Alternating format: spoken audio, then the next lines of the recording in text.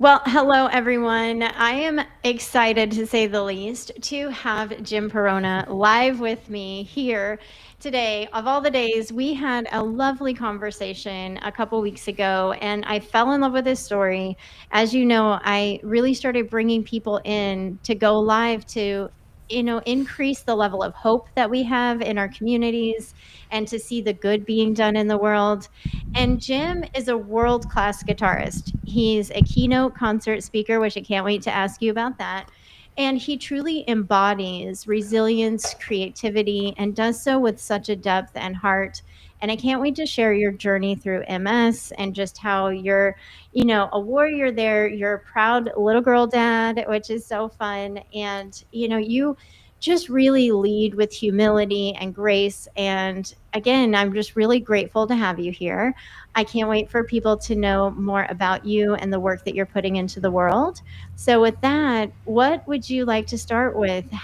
Let's start with how did you get into music? How long have you been doing music as a general? Thank you so much, first of all, Candace, and it's such a pleasure for me to be here. Thank you for having me. Um, I'm the youngest of six kids in a very musical family. And so I grew up just surrounded by music and instruments all over the house, which was amazing for me, probably super aggravating for my parents. Um, but so I was so blessed to always have access uh, to to records and at the time cassettes and we're of a certain era, right? So we Yes. know how it goes. You know what? You know what? They are coming back. I saw them and I laughed so hard because I was like, they're bringing them back. We can talk about that. It's a thing. This is Cassettes are definitely a coming back. conversation.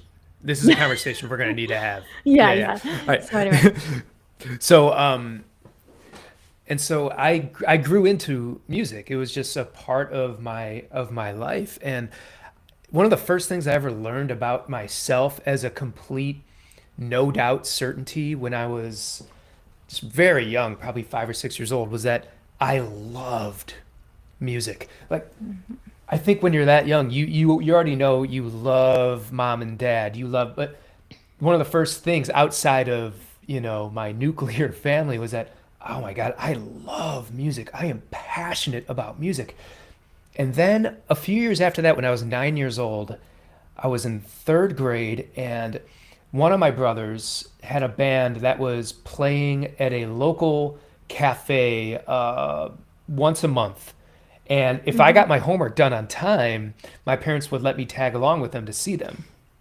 And so this is when I learned the second super crucial thing about myself. I already knew I loved music, but when I saw that band playing, the live music experience, looking around and seeing people just, I remember seeing one person who walked into that cafe, looked kind of just mopey, downtrodden, like, it'd been a tough day. Um, it looked like it had been a tough day for that person. But once the music started, it's like those worries didn't exist for that person anymore. And that's when I learned that second thing about myself. I have to be a participant in the music. Mm, Like it wasn't something that I wanted to do. I needed to. I needed to play an instrument. I needed to be on that stage, and maybe I could be a part of something that makes people's day a little better. yeah. And so I fell in love with one instrument in particular. One instrument that just excited my imagination more than anything else. This beautiful, beautiful instrument. But that instrument was actually the drums. Oh, Yeah. So I wanted to be a drummer, but my one another one of my brothers, Tony, who is a guitar player, said, "No, Jimmy, look, try guitar first, and here's why. The electric guitar that is unplugged is so quiet. It's so quiet that I had a shared wall, my bedroom with my parents. That it's so quiet that mom and dad will never hear you practicing and playing way past your bedtime." And so, oh my gosh, um, that's amazing. and so that's how I started the guitar. It was based off that very compelling argument, and I just fell in love with the guitar, and I never really looked back. And so I played in bands in electric guitar. I had really long hair, Candace. I wore pleather pants You wore It was pleather pants. awesome. Oh yeah, absolutely. I learned how to play guitar by learning like Metallica riffs and Guns N' Roses and Led Zeppelin and all this stuff. And it wasn't until I was 20 years old that I discovered the classical guitar, the nylon string fingerstyle guitar. And it was on a fluke. It was Okay. I had to fill an elective credit for the college I was attending at the time. So I was like classical guitar Elective. lessons. All right, why not? Yeah. And then it was like falling in love all over again. I fell in love with this new Wow. style of guitar, and I never really looked back. And so I ended up pursuing a bachelor's and a master's degree in classical guitar performance. And in 2010, I started my journey with becoming a full-time musician. I just think that's so incredible how everything always aligns on our behalf, whether we know it or not. And you're like, yeah, I needed this I, elective, and then it took into yeah. a whole new playing field. And, along the journey, how much did you learn about yourself through music? Because I feel Mm, like music is such an emotional journey. Yeah. gosh, what a great question. Um, music, it had always been some form of escape for me. Hmm. And early on, like within my first year of my electric guitar lessons when I was 11 years old, uh, it it became therapeutic. And I wasn't, uh, I know at the time I didn't assign that label to it, Hmm. but looking back on it, no, I know that's what it was because it was something that I can, at the time, proudly attach as part of my identity that I was excited and proud to put out into the world. Mm. Um, if I was gonna be like the token guitar guy, awesome. I was thrilled with that. I was thrilled. I would wear that like the proudest badge of honor, you know. Um, Yeah. and then that part of my identity just grew more and more profound the older I got. I didn't feel super embarrassed about being the most awkward dancer in high school at the high school dances because I could play the guitar. Right. You know, um, I didn't feel super embarrassed about being the guy in my group of friends that would always end up going to the high school dance with the the one girl in our group of friends who also wasn't in a relationship because I had never had like a girlfriend in high school or anything like that. But that was all. It was all cool because I could play the guitar Right, and I right. was in a band, you know. But it was such a healthy thing for me, and even on an even more profound level, like I know now it's what kept me from indulging in unhealthy habits. Yeah. It's why I never participated in drug use. Um, it because I was just so I was already proud of this part of myself Mm. that I didn't Wow. think I didn't think I needed to like I guess yeah, like I said, like participate in anything that I didn't feel 100% comfortable with. Yeah. Because at least Wow. I had something in my life that was already such a blessing and a comfort, and it's gotten me music and participating in music has gotten me through so many of the roughest patches in my life. Um, and it's definitely something that I don't know what I would be or who I would be without music and without being a musician. And it's eventually led me to the most amazing things in my life. It's how I met my wife, Hmm. um, for example, Yeah. you know.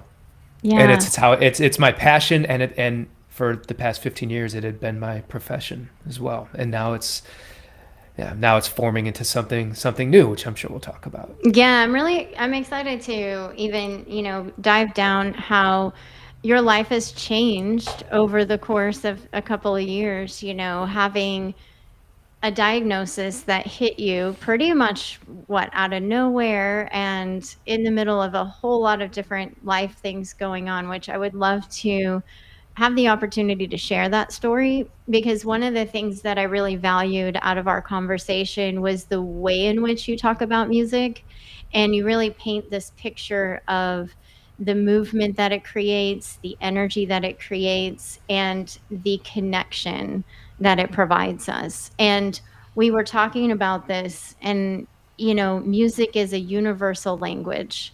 It is something that you don't have to you don't even have to know what the lyrics are. You can feel it, you can experience it, and it unites us in ways we wouldn't necessarily have provided before. And so let's talk about, where were you in life when you got this diagnosis of MS? Yeah. So this was about 12 years into my full-time music career. I was within the first year of being newlywed with my beautiful wife, and we were already starting to have these conversations about expanding our family. And so then the symptoms started in late 2021. I was 37 years old, like I said, newly married, Mhm. um, and my wife and I are both full-time musicians, which is just amazing. And it's also, admittedly, it's still a freelance entrepreneurial endeavor, right? So Mhm. we don't have, so in other words, we're not working for companies that have matching 401ks, or benefits. And so, that whole part of the entrepreneur Mhm. journey that I know many can relate to as far as buying your own health insurance and, how Mhm. all that stuff goes. Yeah, yeah. Yeah. um, and so I started experiencing late 2021, I started losing vision in my left eye. And now it wasn't exactly losing vision. It was as if a thicker and thicker filter of smudge of Vaseline was over my left eye, and Mhm. everything. If I just looked through my left eye, everything was just. I could make out big shapes. The fact that there Mhm. was a big shape, but um, my coffee mug is like within 2 feet away from it. Steep it real, guys. um, I love it. sorry, I'm a perpetual dork, but I love it. No, same. awesome. This is why we're friends, Candace. It is. It is. um, but if I wouldn't be able to read the text on that at all, it would just be Mhm. blurry, and it was getting progressively worse. And if I would expend if any physical exertion, even if I just take a 5-minute walk where I'm not exhausted, I'm not sweating or anything, but it would make it worse. Like I can Mm. barely make out anything. Like I said, it was like a massive layer of Vaseline just over your eye. And so that was the first symptom that started. But you know what? It didn't really mess with how I played guitar, so I didn't really think much of it. I'm like, that's weird, but it'll sort itself out. That became a common phrase for those few months. It'll sort itself out, whatever. Because it wasn't messing with my living, wasn't messing with my passion. So, Right. um, and then the symptoms got a little weirder. Within a few weeks of the vision issue, I started overheating to the point where I could wear what I'm wearing now, like jeans and a short sleeve shirt, but it would be 40 degrees outside. I would feel like it's 65. And everywhere around me, I look and people are in winter coats, but I'm walking around, pretty comfortably in jeans and a t-shirt. It's like, what's going? This is weird, Mhm. but hey, whatever. It'll sort itself out. Right. Right. It'll start. Um, but then it started to get scary. In February of 2022, early February 2022, performing at a gig, and I'm playing and I'm doing what I always do. Looking down at my fretting hand, and this intense sensation of like pins and needles sensation starts circulating through the left side of my body into the my fretting hand, and it was at the cost of like motor control. My fingers weren't doing what I wanted them to do. Mm. And if I was just playing a few open chords, like I don't know if the guitar audio is picking up It's cleanly, fine. but Yeah. No, oh it's good. good. Like that was fine, but if I'm doing stuff like I couldn't play in that intricate kind of way. And so Interesting. And so now it's a problem. Now it's not the mindset of, oh, it'll settle, it'll sort itself out, because wait a minute, uh, now this could get in the way of how I make my living, and not just how I make my living, but all the things that are now attached to how I make my living. I'm not just doing this life thing by myself anymore. I'm married. My wife and I are talking about having kids. Right. This is all of a sudden this is a big freaking deal, and so we so after like going visit, so I started with the eye thing, like visited a retinologist, which I didn't even know was a thing. I did not know that was a thing either. Yeah. And he said, listen, there's nothing that we could see. There's nothing blocking the retina to the whatever. And I'm taking your symptoms seriously though, so I think you should see a neurologist. And so, or he said, I think you should get an MRI. So got an MRI, follow-up appointment with a neurologist. The neurologist discovered that through the MRI, I had 24 lesions on my brain and 6 lesions on my cervical spine, and said, your symptoms are completely consistent with multiple sclerosis. And then they diagnosed me with multiple sclerosis. So that's how it came. So the formal diagnosis came on March 4th, 2022, which was interesting because that was the day of my 38th birthday. Yeah, I was about to say, isn't that your birthday? Yeah, we had talked Yeah, about this. yeah. Yeah. Well, and just to stop you for a second, for those who might not fully understand what multiple sclerosis is, can you just dive in briefly what it is? Absolutely. So those lesions that develop, they're like little spots on your brain. And an MRI, they light up. So depending on how many you have, like for me, the brain MRI in particular, it lit up like Vegas at midnight. Oh, no. And now, and so what these lesions do, depending on the amount of like scarring and damage the lesions have done up to that point, they prohibit communication between the brain and the body, and so it directly affects the nervous system. Right. And so your nervous system gets confused, and like your immune system can then start attacking itself. Right. And the thing is, because of the nature of that happening, like of that phenomenon happening, like the nervous system going thrown into haywire, it can result in any number of weird symptoms. So MS is commonly referred to as the snowflake disease because no one person has the same MS symptoms. Wow. Now, this is the first thing that I'm blessed with here, Candace, is that I have RRMS, relapse remitting multiple sclerosis, which is the kind of MS that you want to have, because the other kind is the progressive MS, where I would most likely be in a wheelchair. And so now it is a progressive disease, but that you can manage it as best you can when you have the RRMS. Okay. And so this is how we started learning about how to address these symptoms. So the big one for me was every time I tilt my neck down, that jolt and that pins and needles sensation on the left side of my body. That is due to the lesions and the scarring on my cervical spine.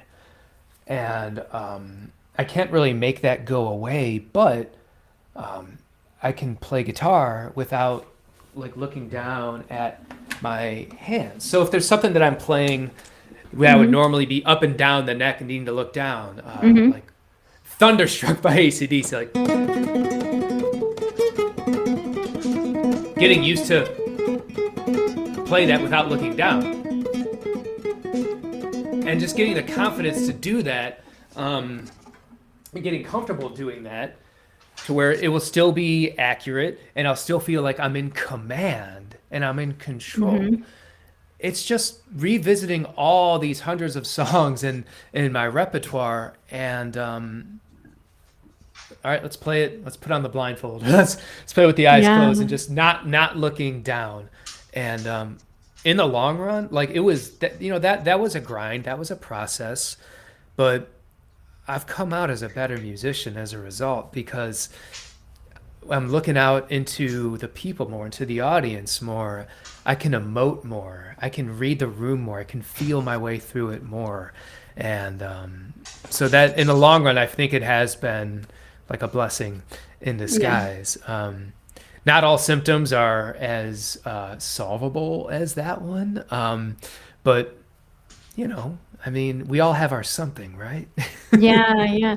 Well, and I just think about, you're a parent of a little one, and like we have these automatic things Mm, that we do. So my mind is already thinking, wow, you have to like double down on how you even react or respond in your daily experience. I can imagine that's super complex.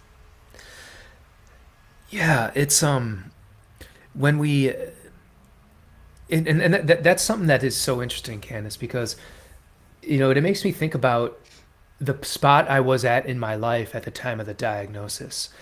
Because I think I could have approached this whole thing very differently if it was 10 years prior. Where there wasn't, like, for me, it was a no-brainer to uh, be like, okay, we've got to address this. We got to address each symptom head on. Now, in all fairness, I didn't have this positive mental attitude about it right away. Right. I mean, the night I was diagnosed, my wife is consoling me while I'm sitting on the edge of my bed just crying. Right. Like, oh my God, what does this mean for my career? Well, screw the career. What does this mean for our lives? Like, Yeah.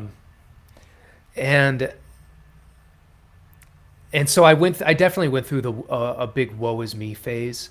Um, but because I was married, because we were wanting to have kids, it's like, okay, there's bigger things than me, you know? Mm. Mhm. Um, so, all right. I don't, when I was first diagnosed, I was thinking I need to find a new career. I need to find something that does have that matching 401k, those medical benefits, you know? And that's a totally pragmatic thing to think. Right. Like, I don't think there's anything wrong with thinking like that, Mm-mm.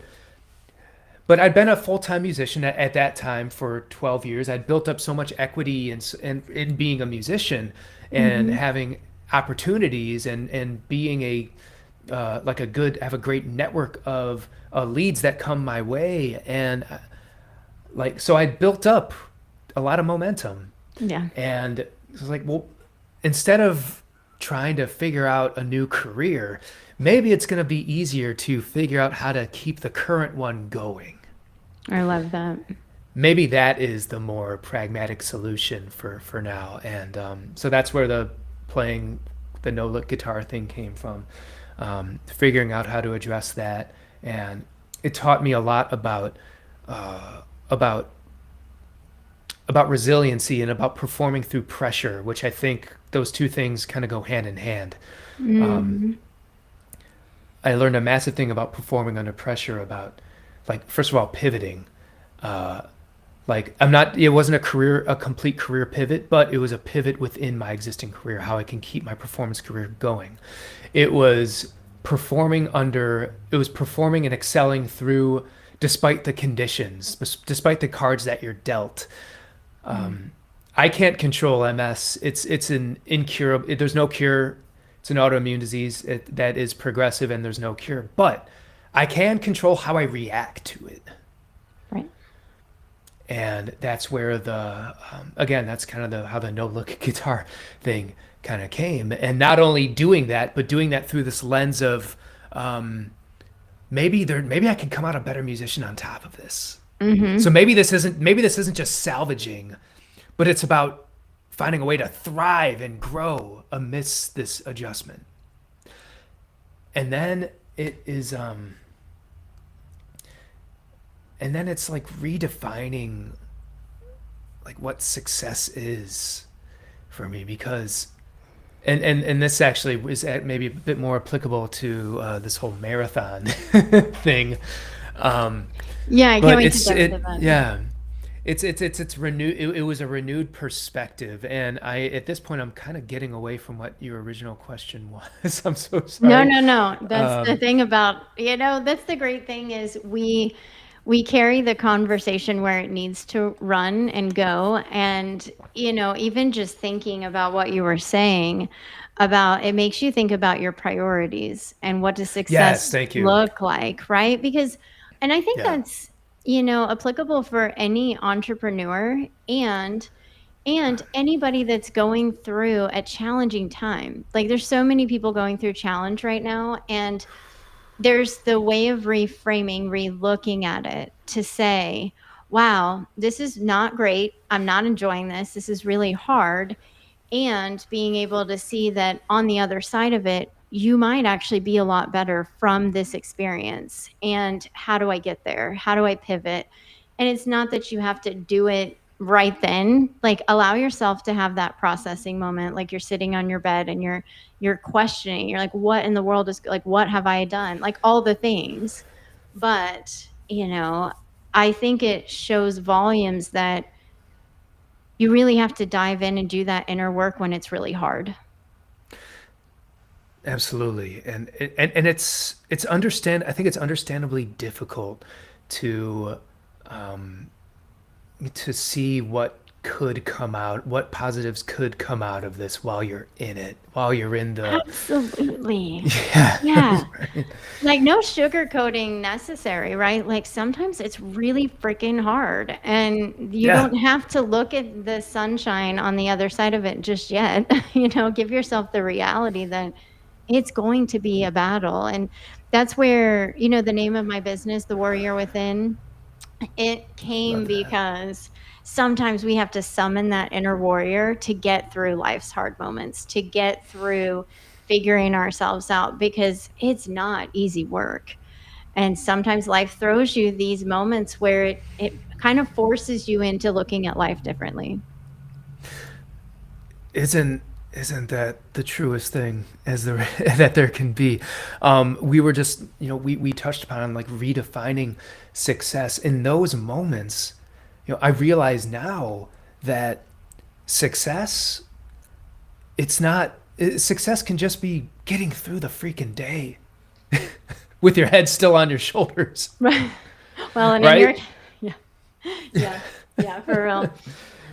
Um, Well, wait, and yeah. so not only did you learn how to play the guitar differently, we're going to get into the keynote thing here in a moment, but you're also a marathon runner. So let's talk about the resilience that you had to build, especially because when you run, you get really warm. So what got you started on wanting to do that and tell me where that all began. That all began through in one of my keynote concerts. I call it Amplify the Whisper, and that is something that I grew attached to. It's something that throughout my entire life, with every setback, I would have a loud negative voice shouting these reasons why I shouldn't move forward, why I should give up on something. But then amidst that loud negative voice, there's like this quieter voice that's more like a whisper saying why I should keep going, why I should pursue this thing. And every time I leaned into that whisper or amplified that whisper, when I followed that whisper like it was my compass, it's led to some of the greatest things in my life. And that's where the marathon thing came from. When I was shortly after the diagnosis, after I was slowly getting out of my woe is me phase, I had two what I now know are very significant whispers. The first was, you have to address these symptoms one at a time. Because Candace, that's where so much of the stress came from, was I was taking the entirety, like the cumulative effect of these MS symptoms, the overheating, the vision issues, the pins and needles thing. And I was stressing myself out by trying to solve it all at once. Mm-hmm. And that's when I learned like a very crucial thing about, performing under pressure and resilience is, look, most of the time you have to take small steps. All right. Don't try to consume this thing as a whole. Take a small bite, digest it, and then go to the next one. So I had that whisper was, address this one at a time, you fool, one at a time. Okay. um, What, you mean I can't do 12 things at one time? Come on. Imagine that, right? It turns out we're human after all. My goodness. Right, no bionics. no, by, and so I followed that whisper of one thing at a time, and everything got so much more manageable. Of course it did. Of course it Right. did.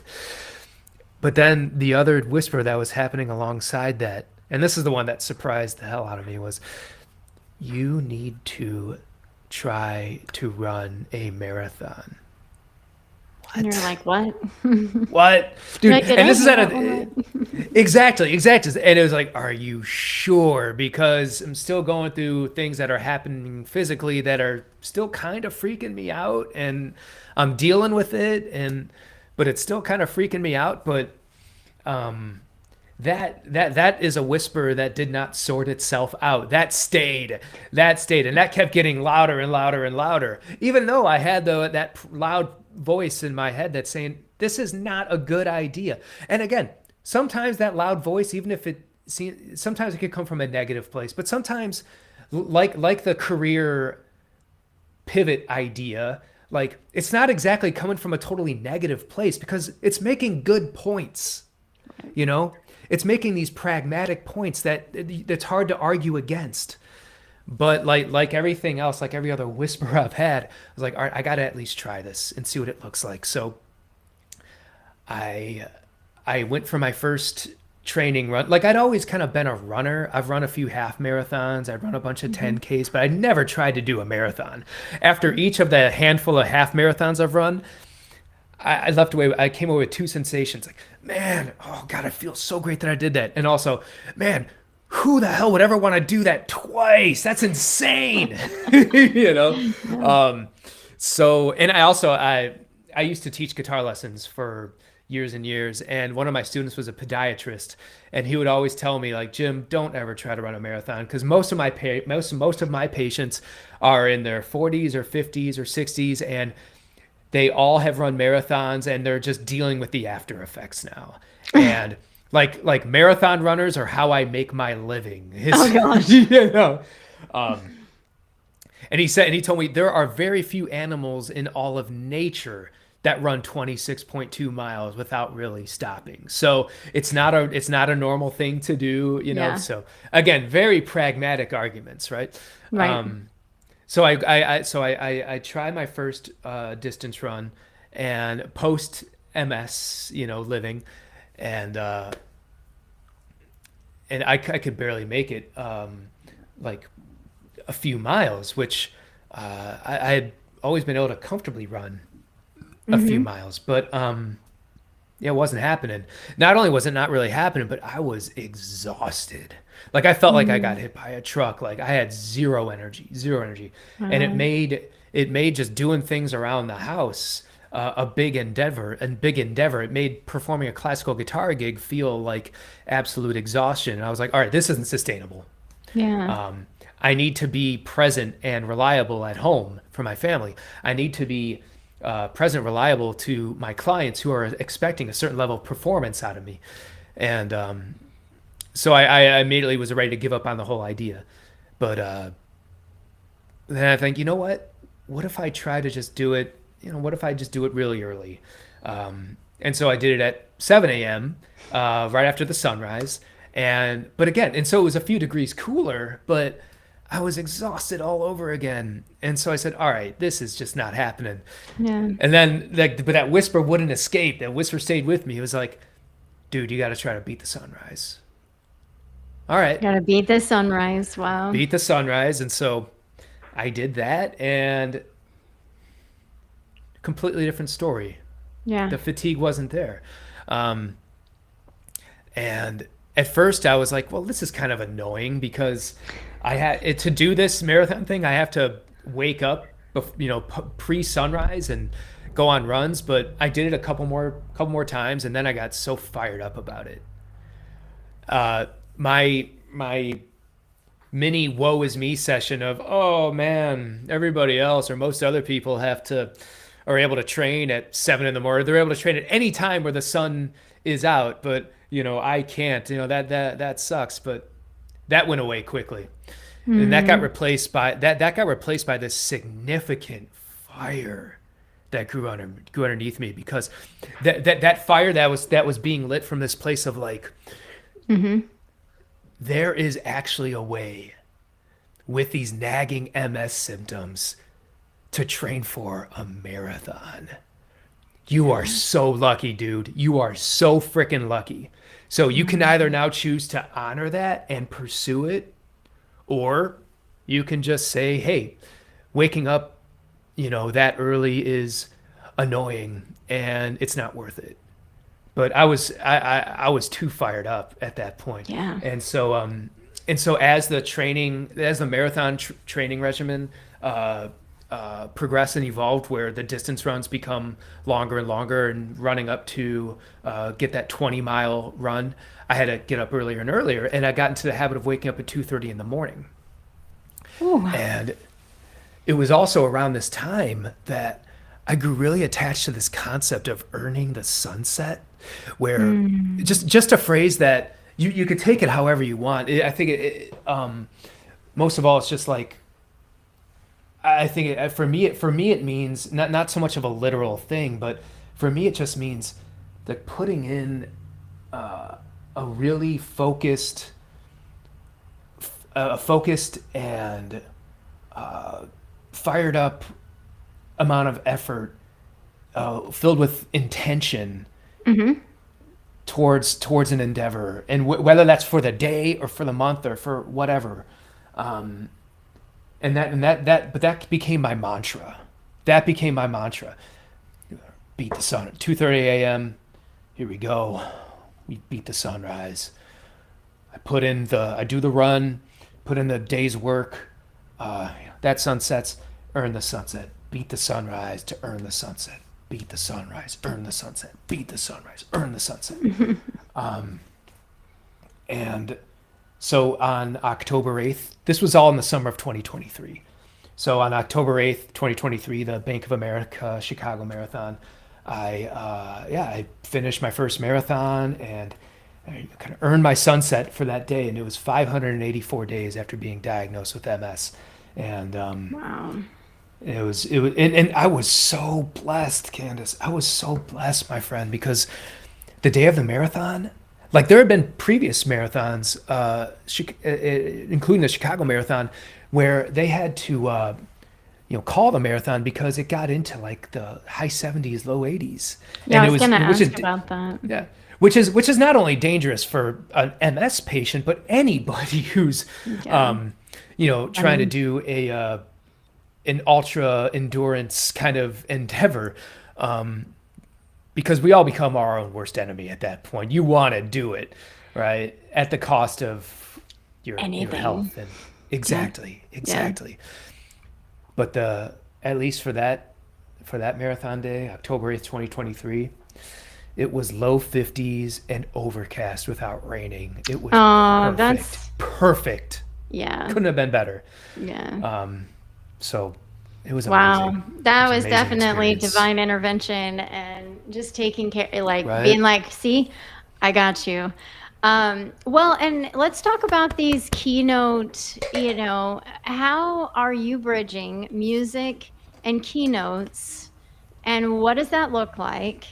Where did that start in anyway? That definitely, I realize now it started about 10 years ago, when I started performing at memory care centers and assisted living centers and in retirement communities. And not because that's when I got the bug to want to get into public speaking, but with these performances, I just wanted to, at the time, I just wanted to bring music into as many venues as I could. And especially with the memory care centers, Candace, the residents there, on top of being like some of the most extraordinary people I'll ever meet in my life, the residents there, it's beautiful. They have no filter. Yeah. And so I started playing at those kind of venues by just performing and just kind of being more or less background music, but they're not there for background music. This is an event. This is one of their monthly events. Right. So they are watching you. They're not, it's not background music at a restaurant, for example. They're not enjoying drinks and a meal while speaking to each other while I am the soundtrack to their meal. They're seated right up to you and they're watching you. And so I realized right away, like, oh, I got to give them something more than just background music. So I started getting comfortable or comfortable with speaking about the music that I play and then performing. And then it's like, oh, Jim, they want to learn more about you as well. So I started talking about, speaking about myself and my connection to the music. And that was a first for me. That was a first for me because I'd been building, at that time, been building up a successful music career, but it was playing at, I don't want to say but it was playing at weddings. It was more or less being the soundtrack to these events and like being the soundtrack to somebody's wedding, which is amazing, but it's also not the appropriate, I can't be going, so the bridal march, everybody, was composed. I can't talk while I play that, I'm the soundtrack to these amazing things that are happening, but it's not an appropriate venue for me to speak. Right. And so I got comfortable with the idea of just talking about music and playing it about 10 years ago by playing at those types of venues, the memory care centers, assisted living centers. But I never thought about getting into the public speaking world. It wasn't until a couple years after my MS diagnosis, early last year, early 2024, where I started to, and what now that I had gotten, found a way to continue my music career, I had run the marathon, and I felt like I was unlocking parts of myself that I never knew existed. I never would have known existed, honestly, if not for the MS diagnosis. Imagine that, right? Wow.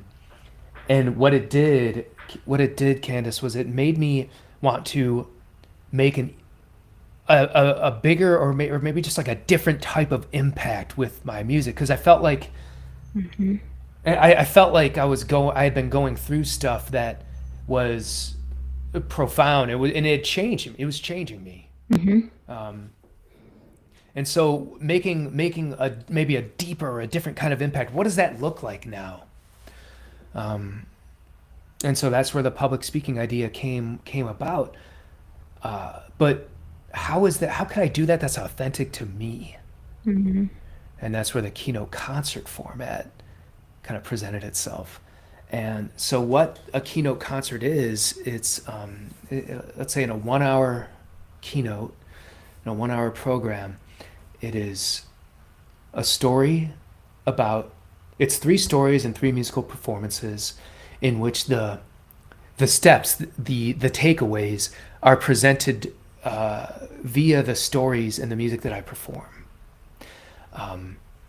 And I hope, and what my aim is, what my objective is for these takeaways to not only be tangible, for example, like the performing under pressure. I've talked about pivoting.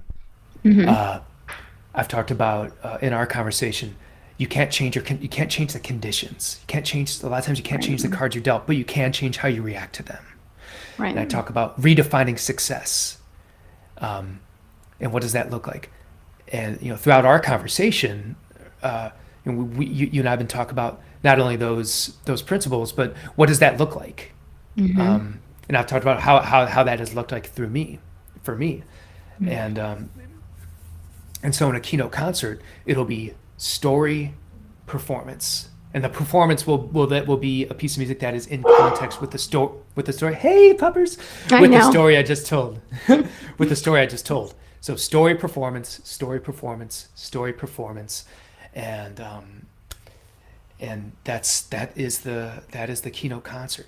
But what I also hope to do in these keynote concerts, I love it, is not only give those tangible takeaways like the pivoting, the redefining success, and there's other ones that I love, like being of service, for example, and staying connected to your passions. But it's not just those tangible takeaways. It's what I really what I really want for the keynote concert to do is the intangible takeaways, where because of the music, because of that combination of storytelling and musical performance, have it be something that stays with you and becomes hopefully a foundational building block for you long after I strum that final chord.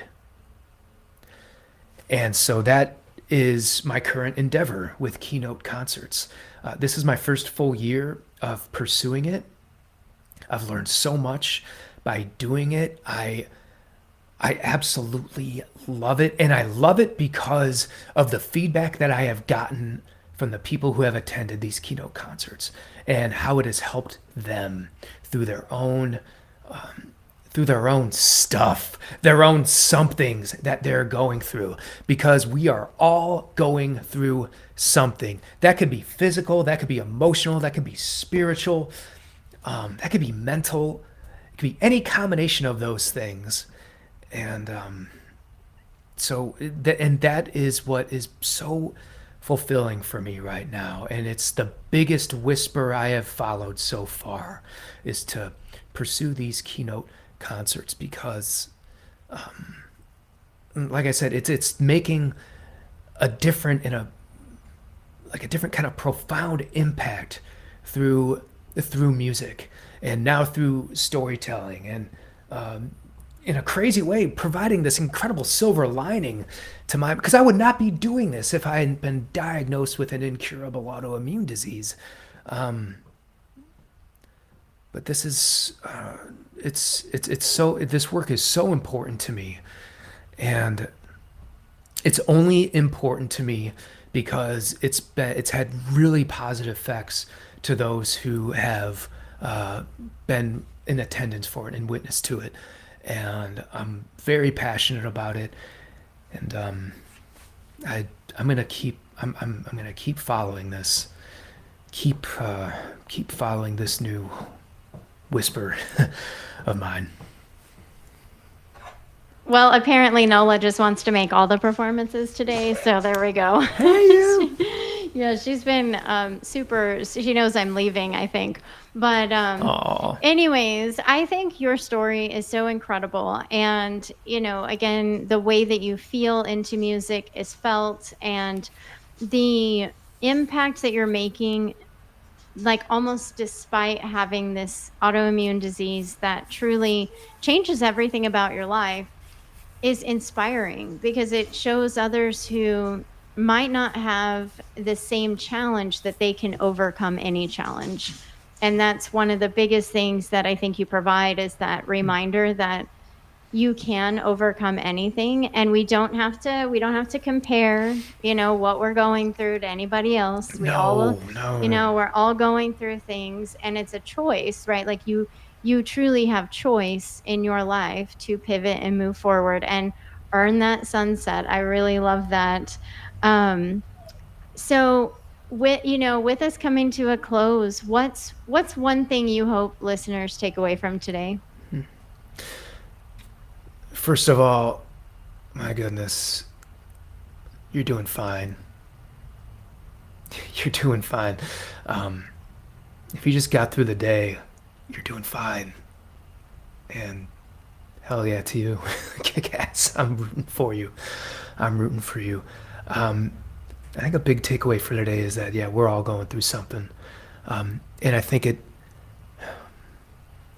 and even in the story that I told about the marathon, that whole process was ugly as hell. It was so ugly. The last 5 miles of marathon, I wanted to give up. I called my wife, who, oh my God, my beautiful goddess wife was the one who says, you should probably keep going, even if that looks like you just limp your way through.